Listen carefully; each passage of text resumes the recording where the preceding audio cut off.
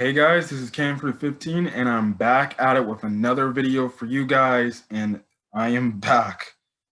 Been a long time since I said it, but I'm back with a movie review for this channel.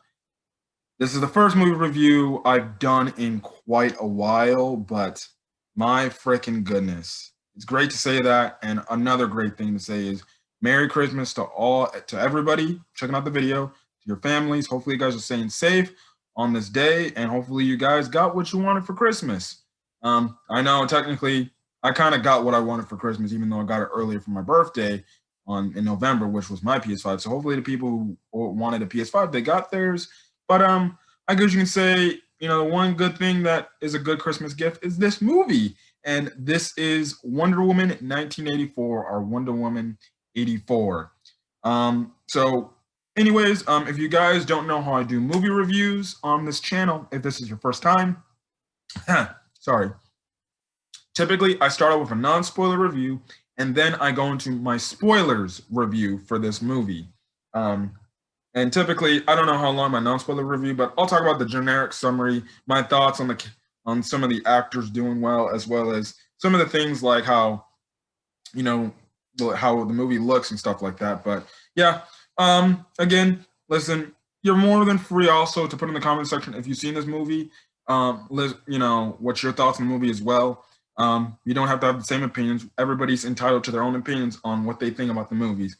But anyways, let's get into it. Wonder Woman 1984, which the cast of characters are Gal Gadot reprising her role as Diana or Wonder Woman, Chris Pine coming back as Steve Trevor, Kristen Wiig, who was actually shockingly really good in this movie, plays Cheetah, and Pedro Pascal, who plays the opposite antagonist, Maxwell Lord. And the thing is, this movie was, in my opinion, I thought this movie was good. Now, is it better than the first movie? I don't know. I have to actually watch the first movie to see if I like the first movie before I like the second one. And yeah, now, obviously, you're wondering, how do you get to see this movie? There's two ways you can see this movie. As of December 25th, 2020, there are two ways to see this movie. So it comes out to DVD. The first option is you can go see this movie actually in theaters. Now, the only thing is, in this current point in time, we are currently in a pandemic, because the virus. And if you do want to go to the movie theaters to see this movie, obviously you're gonna have to check your show times for your representative theaters. But again, because we're in a pandemic in this current point in time, please stay safe. Please respect other people's, safety, and make sure you're social distancing. Make sure you're wearing your mask, and make sure you're being respectful of the people's spaces, so we can all have a nice environment. I understand people want to go see movies in theaters. Just take those precautions, please, and do what the movie theaters ask you to do. So if you want to see this movie in theaters, show up with a mask, because listen, you got to protect other people so we can limit the spread.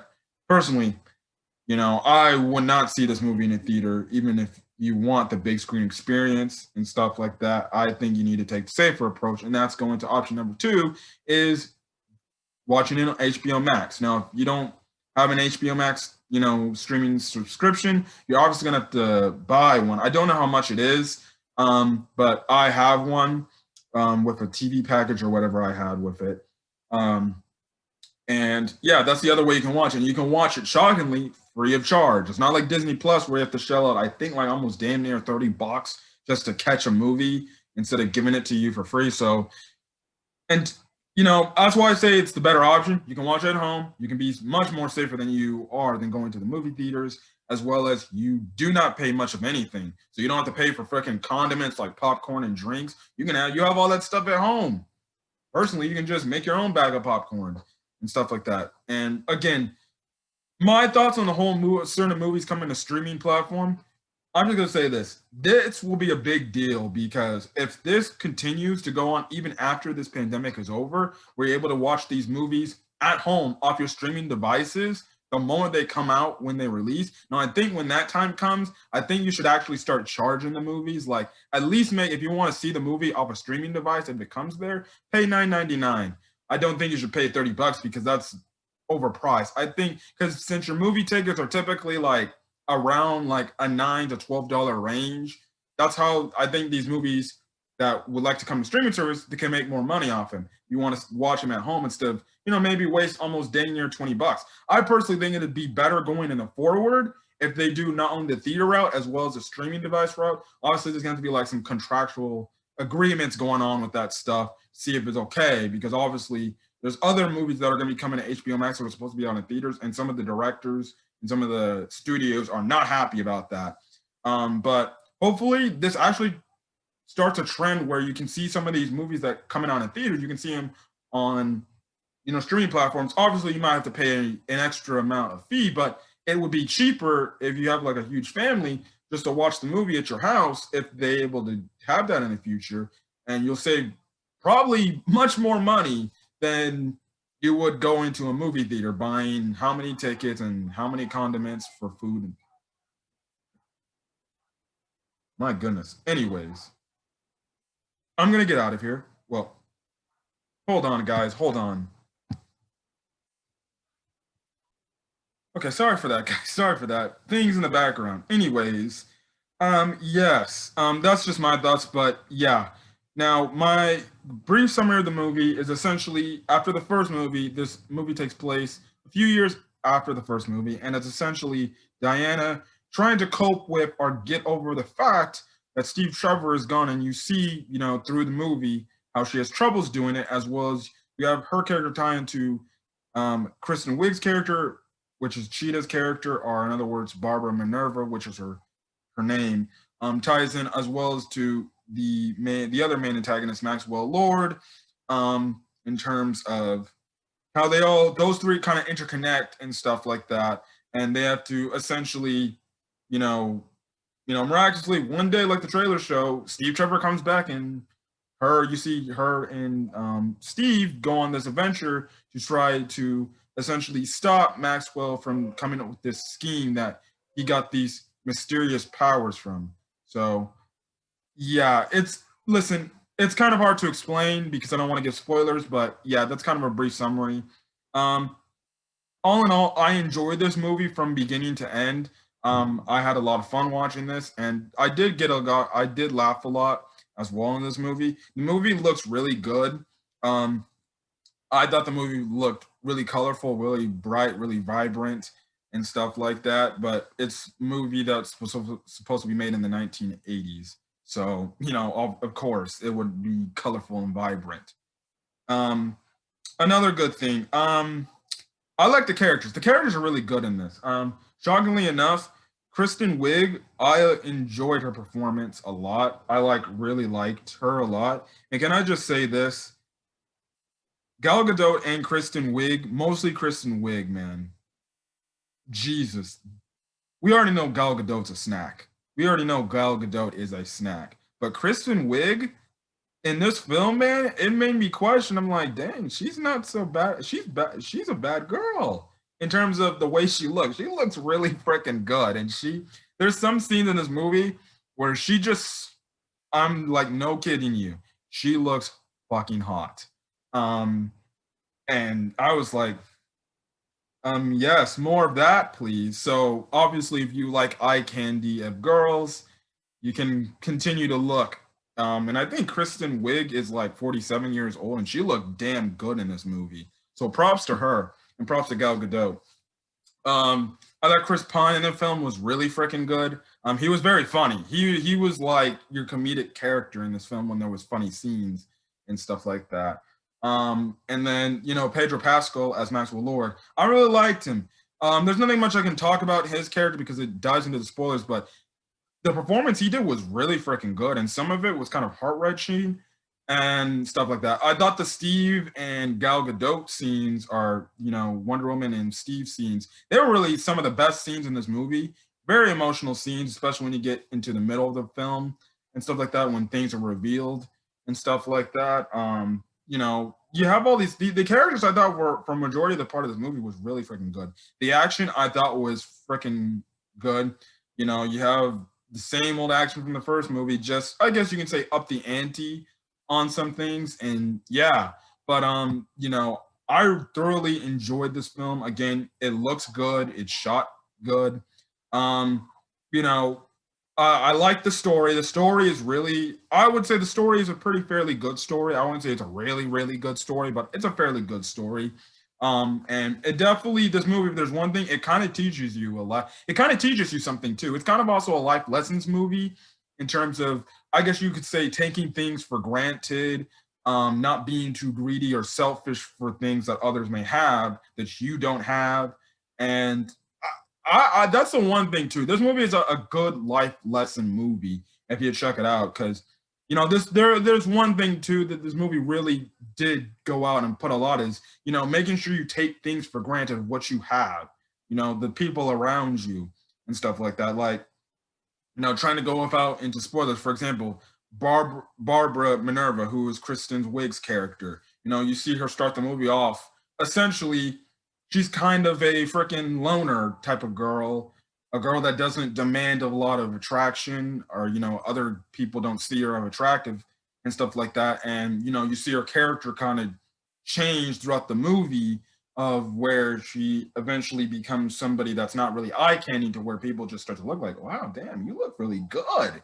Although, you know, if you listen to, I won't say it, but when you get into my spoiler review, if you check it out, I'll probably say something about the weirdness about that, but okay. But yeah, that's kind of all I got to say for my non-spoiler section. Other than that, it was a good movie. I highly recommend you check it out if you are a fan of the DC movies.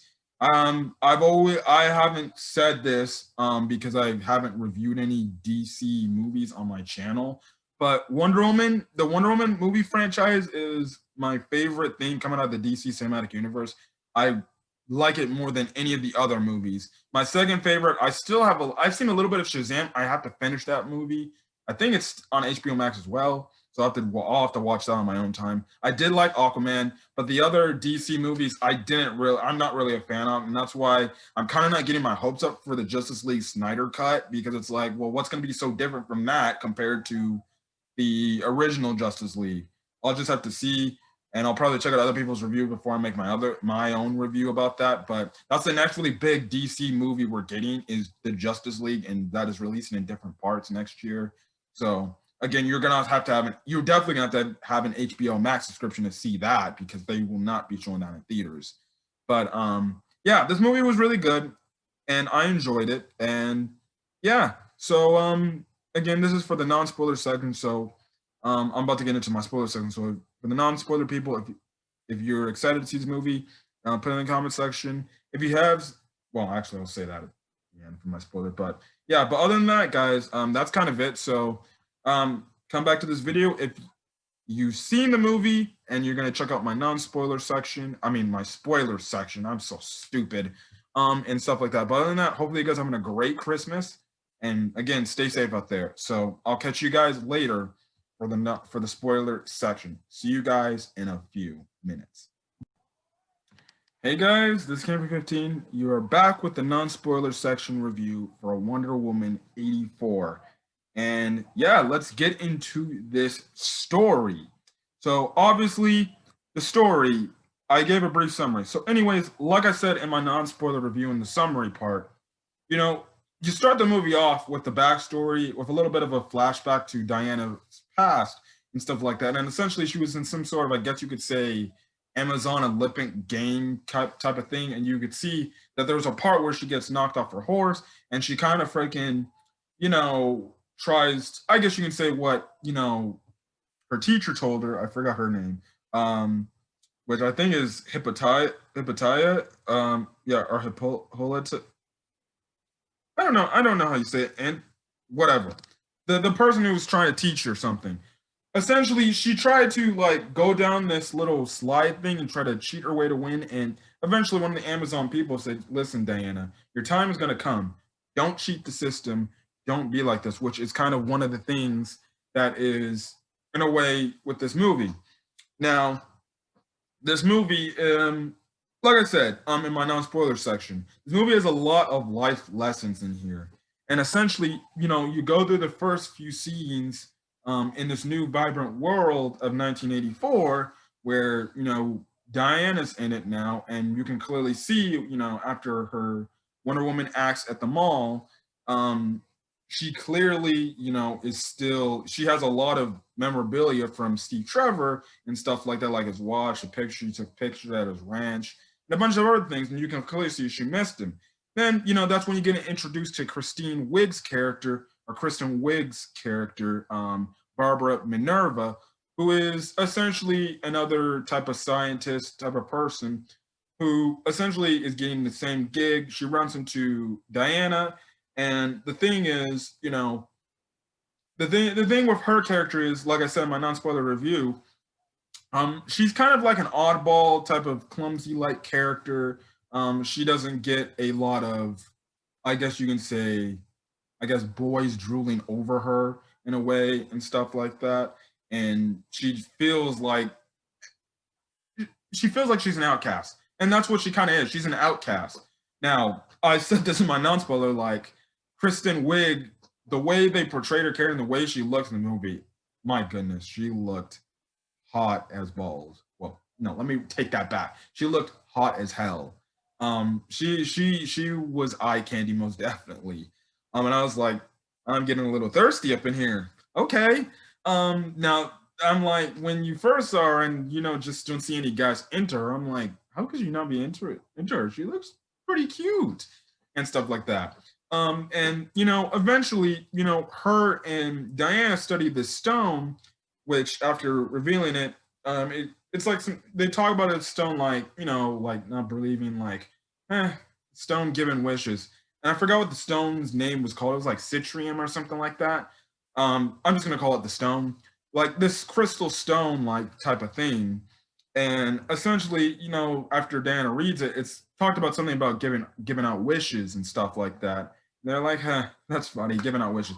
They eventually end up going out for lunch, and then that's when you get that scene from the trailers, like where Barbara's asking Dan all these things, like for example, like have you found love and stuff like that, and that's when, without revealing who it was, she Diana gives like hints like, yeah, he was a pilot and stuff like that, and he died, and yeah, and you can clearly see that she struggles to get over this, and then she ends up saying like, sometimes I wish he was here and stuff like that, or later on in the movie she ends off making a wish or saying something in a way where it's like she wishes Steve was with her. Now, in the meantime, we get introduced to Pedro Pascal's character, Maxwell Lord, who essentially is, I guess you can say, a businessman who's in it in the oil type of business. And you later come to find out, you think, oh, this guy, because you see his commercials, this guy must be like hella rich and stuff like that. Even walking into his company is hella rich. And then he gets this one part of the building where it looks like, God, there is like nothing in here. And next thing you know, you find out this dude's like due on all sorts of bills and all sorts of payments. You see, this guy's just kind of essentially what the guy who was talking to him, the old guy who was talking to him, was saying, like, he's a con artist. He's a scammer, essentially.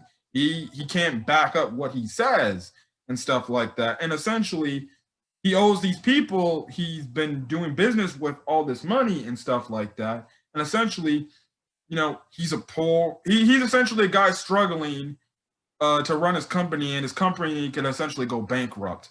And at the same time, which is his parallel throughout the movie, is you have his son, who his son wants attention from his dad. And I'll get later into that story plot point later on. He eventually comes, to the workplace where Diana and Barbara are at, and he plans to essentially work with them. He kind of ends up being flirtatious with Barbara and Diana's characters, and eventually comes to a part where after Barbara essentially, I guess you can say, has an incident with this guy, this, I guess, stranger dude who is hitting on her and trying to take advantage of her, until Diana eventually saves her. That's when she goes back to the lab, and Barbara takes the stone and she essentially wishes she could be like Diana in a way of being strong-willed, having good looks, you know, and having like the type of strength, Diana has and the courage she has and stuff like that. And next thing you know, she wakes up and then, you know, that's when she's introduced to Maxwell Lord. And then another thing in that same scene, you see that, the one Asian guy that wasn't like hitting on her when she first joined, the Asian dude started hitting on her like, damn, you look really good, even though she looked no different than before, and stuff like that. And like I said, going to that scene, she eventually ends up trying to get herself a little bit more dolled up and a little bit more ready to look more work appropriate because she literally slept in the lab, and things like that. And you see Maxwell Lord look at the stone and he's intrigued. I'm like, okay, so he wants the stone. And we later found out that he's been looking around for the stone and everything and stuff like that. So, he invites Barbara and Deanna to this party. And essentially with Diana's thing, he's looking for him because she sees that apparently Maxwell wants the stone.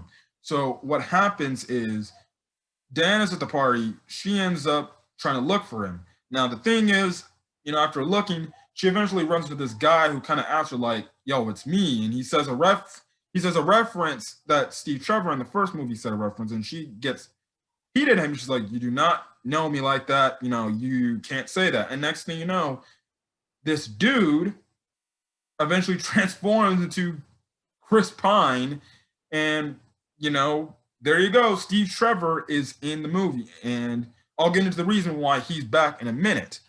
Now, actually, I can say it. And the reason why, and it's explained here, which was the looming question when everybody had saw the trailers and stuff like that, is how did Steve Trevor come back to life? How is he here in 1984 when he died in the first movie? Well, the question was answered. The stone actually that, Barbara used to get her wishes, it granted her wish of being more, I guess you can say, get more publicity, have people like start to talk to her, notice her in a way. And the same thing happened with Diana. Diana, she kind of made an indirect wish to want to see Steve again and have Steve in her life again. And there you go. The stone granted her wish, and Steve is there, back in the flesh. We later find out he's in another man's body, essentially, but he can see, but Diana, from what her perspective is, she sees Steve. So that's kind of a thing, but it's kind of weird. I don't know how they explain it. It's kind of weird how his personality is in another man's body because he looks in the mirror, he sees the other guy, but to Diana, she sees Steve. Anyways, after Maxwell Lord runs into Barbara, essentially he kind of seduces her into, taking things up in the level, like, going all the way with her. And in a very sexual tension scene, they sent before I guess they start doing it in a way. He takes the stone in her, because they go to their office and they look like they're about to essentially get down in her office. Again, she looks bad. Like, she looks good. Who wouldn't? If I saw that, I was like, I'm definitely tapping that. Anyways, he manages to take the stone, and when he goes back to his office, he essentially wishes to become the stone. And then the power essentially infuses with him, and that's how he gets the power. So, yeah, and then you see throughout the movie, going forward, he goes up to all these people, and he just is like essentially like a genie. He just grants these people's wishes and stuff like that. And he's just, being all can be, just, being a wishful guy, just granting people's wishes. But we'll get into that later on what happens. Now, Barbara's character, she again, and this is later kind of in the movie, and this is where you kind of see her character take advantage of everything she has. She runs to that same stranger again who was hitting on her. He tries to do it again to her. And this time she freaking beats the dude up to like the point I think he's damn near almost dead. And you have this one other guy she knows who was on the streets is like, yo, what are you doing? And then she's like, it's none of your damn business. You can see her character is starting to change and be a little bit more sinister and letting the wish she wanted get to her head and stuff like that. And she's starting to get a little bit more selfish, a little bit more greedy and stuff like that. Now, Diana and Steve, which I thought was funny scene, one of the funniest scenes in the movie was when you have freaking Steve in this whole new 1980 world year, or 1984 world, essentially be exposed to the things like an escalator. Like that was freaking funny. The trash scene where he thought trash was hilarious. How he's blown away with how technology is in compared when he was alive to 1984s. You see all of that stuff and things like that. And eventually, it gets to the point where they're trying to find out, how he was brought back to the stone. They find out thanks to Barbara telling them that, oh yeah, Maxwell, I kind of let him borrow the stone. And that's when Diana kind of gets pissed at her. Is like, why would you let him do that? That's kind of FBI's property and stuff like that. So essentially, she goes to his office. Steve and Diana, they go to the office and they find out the stone's gone, and then all they see is the ring. And when Diana reads in the ring, it has essentially a message that is made by the freaking gods and stuff like that. Essentially, what we find out, essentially, and I'm going to get into it later on, even though it's brought up later on in the movie, because you have some events where like they have this whole scene in freaking Egypt where Maxwell Lord's granting this Egypt guy's freaking wish. And the wish is he created this like freaking huge wall that traps the people in Egypt and stuff like that. He also takes his freaking men, his guards and security and stuff like that. You have this crazy freaking scene. This one crazy good scene with Wonder Woman and that the tank stuff. That was crazy. Now, one also thing to mention was the fact that in the scene she ends up getting shot and you actually see blood on her. And I'm like watching the movie. I'm like, whoa, wait, isn't she like invulnerable to bullets? I think bullets can damage her, but not to the point where it's like making her bleed essentially. But you see her, and then you even see her having trouble. Like she gets smudged in between these two tanks trying to smush her, and you see her having trouble like pushing the tanks away, and she seems a little off. And now I'm like, wait a second, is she like somewhat losing her powers or something like that? And the thing is, we find out later on after finding an ancestor of the person who's had these things, is after reading this old book, we find out that everybody who's used the stone in all the ancient times have the civilization who's the person who's used the stones has failed, and it has come down, and you never see like remnants of them again. Like there's only a rare chance you see remnants of that type of civilization or that type of person who after using the stone are still alive after this, stuff like that.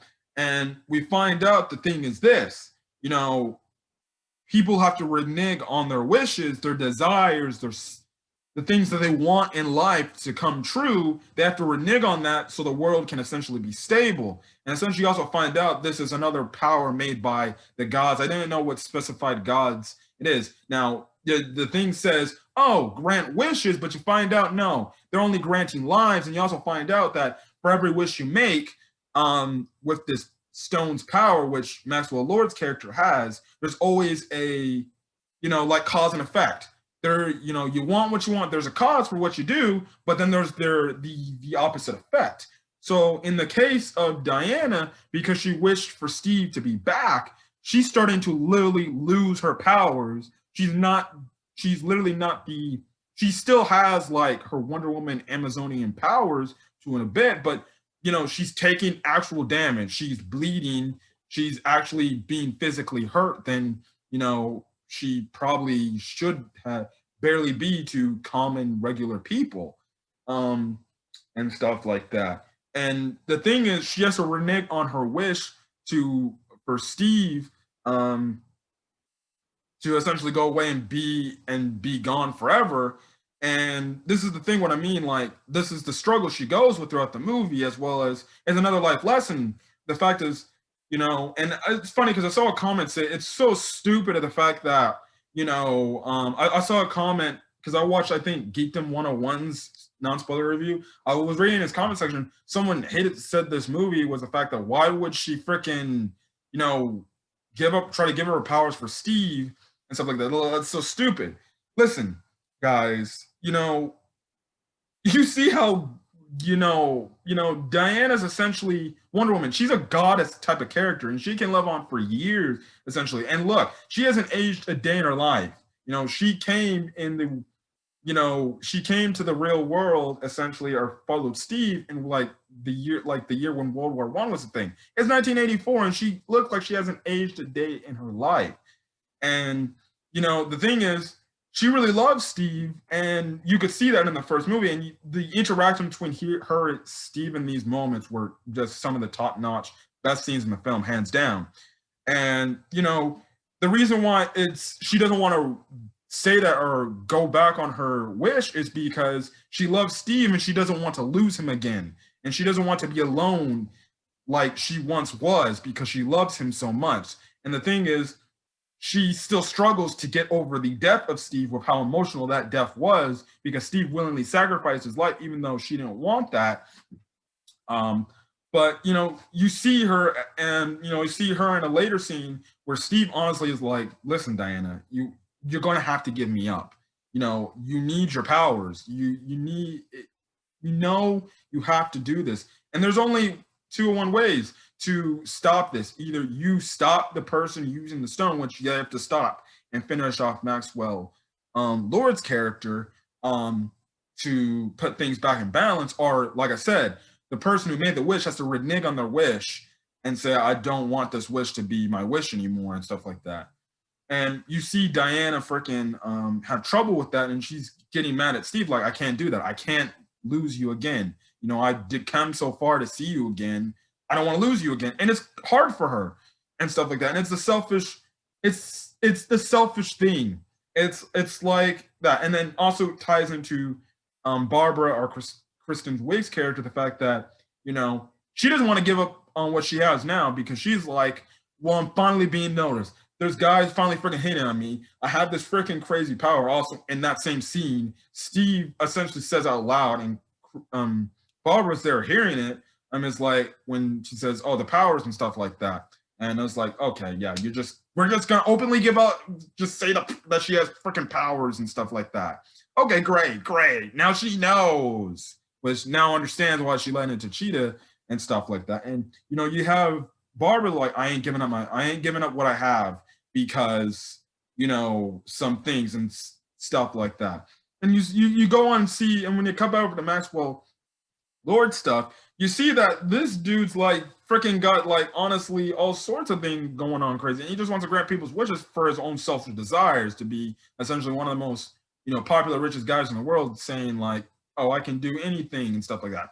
Now his son that comes into play, which is a really good. The kid was not annoying at all.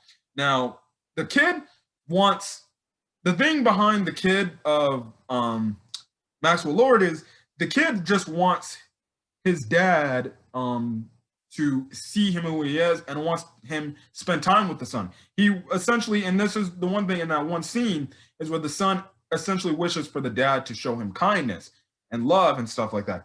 Essentially, the son wants Maxwell Lord to be a dad to him, and be a dad that cares and is there for his son and loves his son and will always be with his son.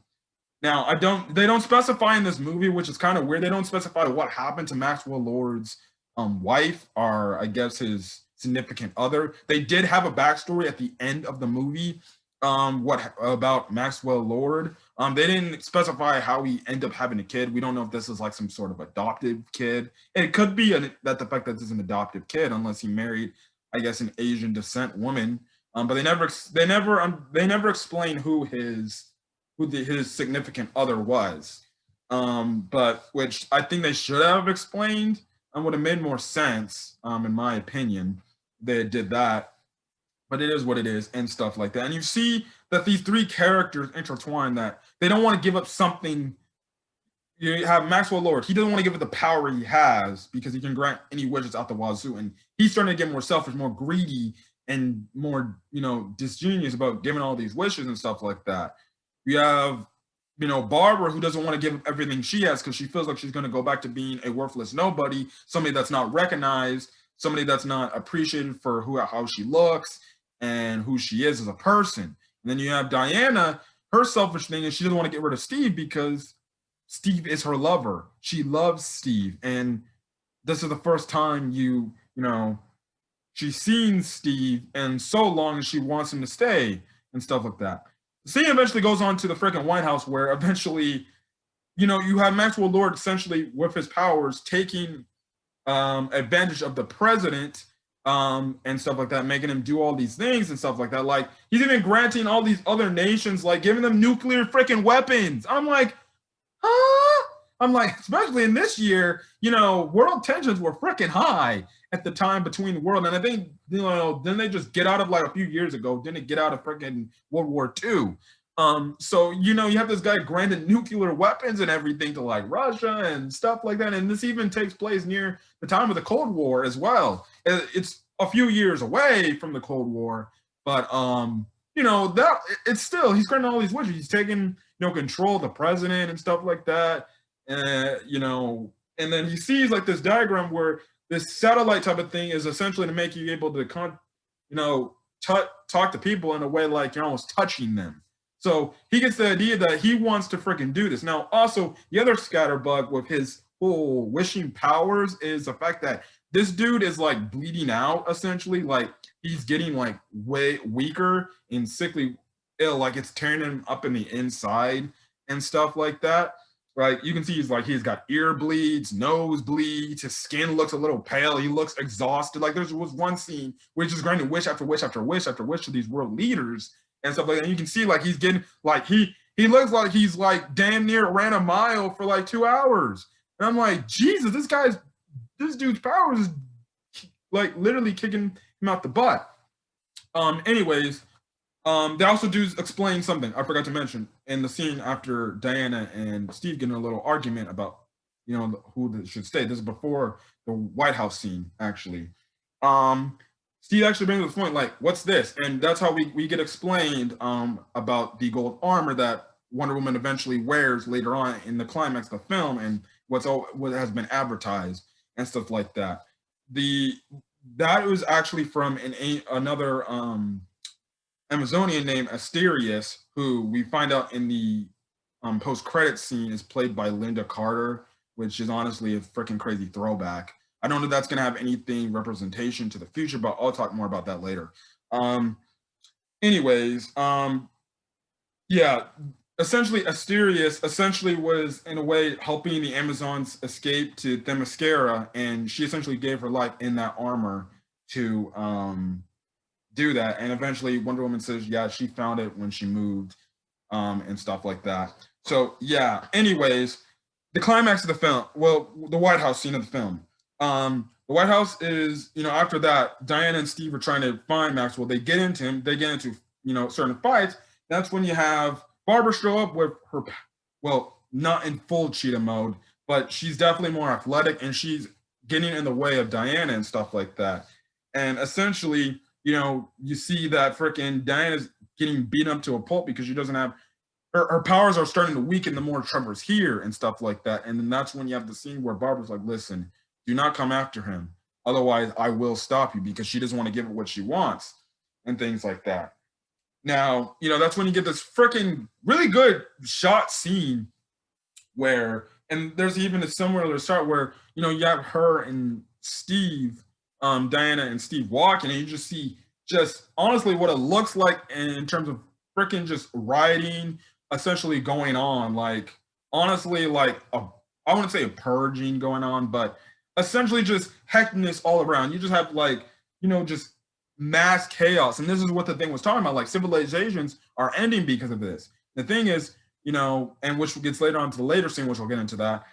You just have all this hecticness, all this chaos because of what Maxwell Lord's just been doing individually here in the freaking United States at this time, and stuff like that. And then that's when you have this very emotional scene between Diana and Steve. Really good acted scene by Gal Gadot and Chris Pine. Again, The two, their chemistry, man, some of the best movie-like chemistry in any movie you can find. Gal Gadot and Chris Pine have some of the best character type chemistries or on-screen actor chemistry.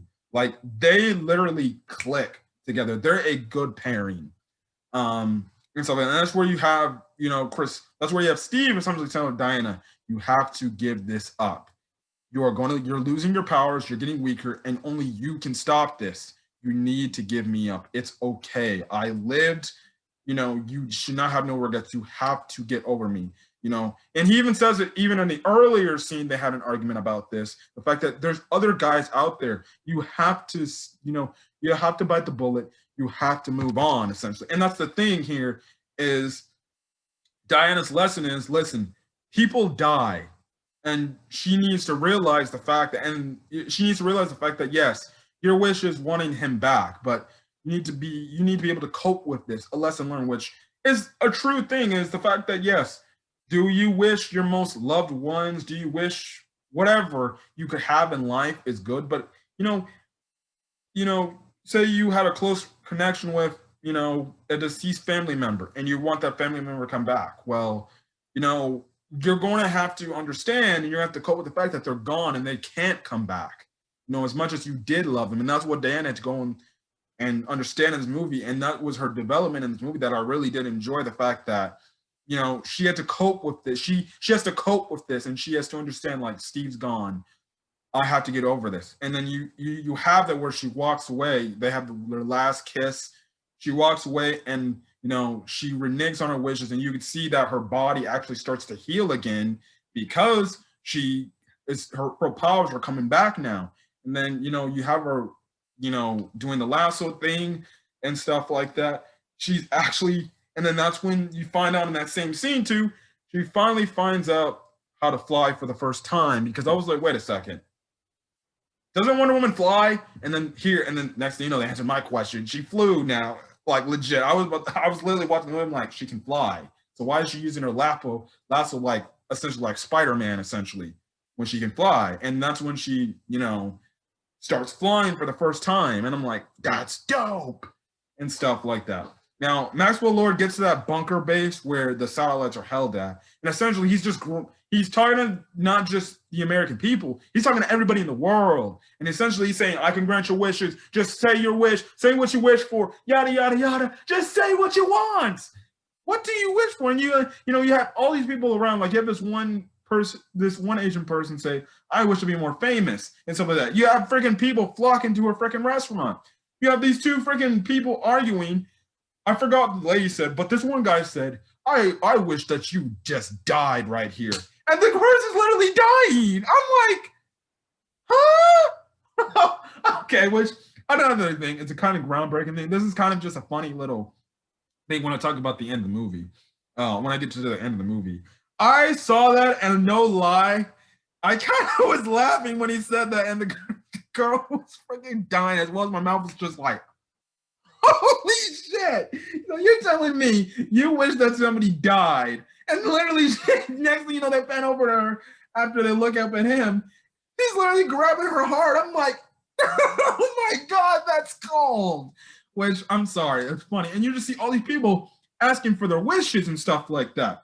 But in the meantime, at the same time, you see the repercussions for everything that's happening. You're having people firing off their nuclear missiles, probably one of the worst things that could end humanity, which honestly, what can I say? It's honestly humanity's like worst thing that could happen, where the world gets so hectic, you're just releasing all sorts of stuff. And you see that in the latter half after, Wonder Woman beats Sheeta and stuff like that. And things like that. Also, the kid, he's seeing this, Maxwell Lord Sonny, he's seeing all this, and he's like, Dad, I want you, Dad. And he even goes out later, he's trying to find his dad and ask for his dad to come to him and stuff like that. You have Wonder Woman get on her gold armor, eventually confront Cheetah, because Cheetah finally fully transforms into what Cheetah looks like now. The CGI on Cheetah, for Cheetah looks a little weird, I'm not going to lie. Some of it looked decently fine. It was okay for what it looked like, but I'll say it wasn't the best. But you have her and Wonder Woman getting into this fight, and essentially, that's the whole thing. Now, Diana's trying to tell her, listen, renege on your wish and stuff like that. And then, she's like, no, I'm not going to renege on it because I haven't all this and stuff like that. So you have a part where, they're fighting in the water and you just see this electricity cable come loose. And essentially, at first, because we all know that, water conducts electricity, essentially she shocks Cheetah to the point of knocking herself out, which I can say is at first when I saw this and I'm like, whoa, did Wonder Woman just kill Barbara or kill Cheetah? But no, we find out at the end of the movie she's still alive. Now we don't know if she still has her Cheetah powers or if she can use her Cheetah powers. I don't think not, and that's which leads into the last scene where Diana's confronting Maxwell Lord, and Maxwell Lord he's so powerful to the point because all these wishes essentially pushing her back in a way because the wishes are being granted. And it comes to the point where he gets to the center part of the little bunker area they're in. He's just saying, come on, Diana, just say your wish, say what you want, say you want the pilot back, say who you love, you want back, and stuff like that. And you just have Gal Gadot or Diana essentially saying, I'm not going to say that because he essentially says in the life lesson here is, listen, appreciate what you have in life. Don't be greedy for what you need. Like, yes, would all those things in life be good to have? Would you like to be probably one of the best people ever known? Would you like to be popular? Would you like to have all these things in your life you never could have that somebody else may have? Yes, but you need to understand that, you should be appreciative for what you have currently right now, who you are currently. You shouldn't have to ask for something. You shouldn't have to wish to be somebody else. And so like in the meantime, you see Maxwell Lord hear his son, and he's even saying he sees his son and stuff like that. And he wants to go to his son and he wants to be with his son and stuff like that. And then that's when Maxwell Lord finally reneges on his wishes. And, you see, all this hecticness scene is passing on in this scene. You see that, you have all crazy things like you have the U.S. firing nuclear missiles, the Russians are firing nuclear missiles. The world's coming to the point where it's like, holy shit. It's the end of the world. It's the end of, just humans, just straight up in general and stuff like that, which honestly, this movie should be a hint to the rest of the members of the real world. Please do not go this direction. Please. We already have enough hecticness. This honestly, in my opinion, especially in these scenes, seeing how hectic things were getting, I would just probably be like, okay, just show that to every world leader in the world, even the dictators of the world. Be like, you really want this? Because I think we should just have world peace. That would be the first thing I'd show people to this movie, like, oh, God. Anyways, he reneges on his wishes. He runs back, and somehow he gets back to his son, and he hugs his son, and he told his son the truth, the fact that he hasn't been a good man, and he wants to be there for his son. And honestly, I really liked the dynamic. It was honestly a heartwarming scene where you can honestly probably cry in this scene. The Diana Stever scenes, especially when they had to finally say their goodbyes, was another scene you could cry or shed a tear. That scene with Maxwell Lord and his son, that was a very emotional scene. Like, very emotional scene between father and son. Honestly, almost made me cry. I was like, damn, this hits. This hits. And stuff like that. They do also show Barbara. Now, again, like I said earlier, I don't know if she still has her cheetah powers, because the thing is, after Maxwell Lord reneged on all the wishes, or reneged on his wish, everything goes back to as if nothing happened. Now, the damage is still crazy as all, but like usually you would have the nuclear missiles just go off the radar because they just destabilize and act like as if they never happened. They just went, oh, gone. So stuff like that. Kind of weird way to do that, but still, yeah. So that's the same thing. I'm guessing Barbara does not have her cheetah powers, but she might. The question is, we don't see how she feels towards Diana, because that's the last thing we see of her. She doesn't reappear after this movie, so we don't know if she still has hate towards Diana. We don't know if she still has her cheetah powers. I'm guessing she might still, in some sort of weird way. They got to definitely explain that, but who knows? But yeah, and then that's kind of where the movie goes in the ending where things are back to normal. Funny enough, I wonder if they just added this scene in. They made an extra filming scene of this because this part literally takes place during Christmas time, and it's like literally this movie came out on Christmas Day, which I'm like, okay, did they actually just film an extra scene here or something like that? You know, before the movie officially came out. So I'm guessing great timing if that was actually in the movie from the very beginning. Um, that was in great timing to put it on Christmas Day because it was literally Christmas type of theme. And she runs into the guy that actually was in Steve was in his body, and essentially it seems like she might hit it off with that guy, but eventually, you know, we know that guy might eventually is like some sort of old guy by the time the next Justice League movie or the where she's currently at in the time period, um, where Batman, Superman, Flash, all of them are a thing, and stuff like that. And yeah, that's kind of where the movie ends. And yeah, again, the story was, I thought, a fairly decent story. It's not really, really freaking good, but it's still a decent story, and I enjoyed this movie. And again, like I said, this movie taught a very valuable life lesson about not being too greedy about some things. But I enjoyed this movie. There was a lot of emotional moments, and yeah. But other than that, guys, that's really it. So, anyways, guys, I'm gonna get out of here. So if you guys like the video, leave a like. Put in the comment section your thoughts on Wonder Woman 84. If you've seen the movie, what are your thoughts on the spoilers and stuff like that? What you revealed. Do you like this movie better than the first one? Again, I have to see the first one to see if I like it better than if I have to see the first one again to see if I like the second one better than it. But I enjoy it. Again, I said it before, I'll say it again. Honestly, I think Wonder Woman's the best thing about the DC cinematic universe. They've had two really good freaking movies and stuff like that. And hopefully Justice League's a hit. The Snyder cut. Again, I don't believe anything will be different. There'll probably be some differences, but not too much. But we'll just have to see. Anyways, that's all I gotta say. So till then, guys, hit the subscribe button if you want to get more movie review content. I don't know if I'll review. I don't know what the next thing is. I know the sequel to Shark Boy and Lover Girl came out on Netflix, so I might review that just for kicks and giggles. So yeah, but yeah, that's it. So anyways, Wonder Woman 1984. What you guys thought about it or think about it? And other than that, I'll see you guys in the next video. Till then, guys, peace.